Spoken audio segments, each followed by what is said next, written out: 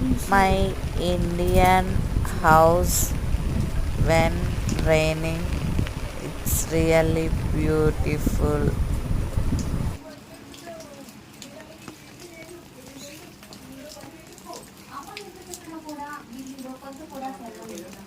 అతను మళ్ళీ పడుకుంటాడు.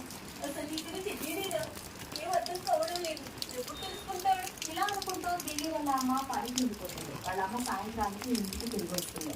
వచ్చి చూడగా బిల్లి ఇంకా పడుకుని ఉంటాడు. అతను అలా పడుకున్నందుకు వాళ్ళ అమ్మ అగ్గి మీద దిగ్గరమవుతుంది.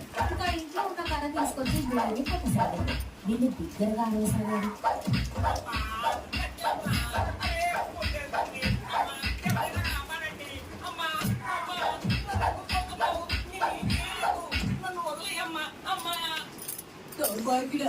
ఉదయం నుంచి పడుకున్నావా?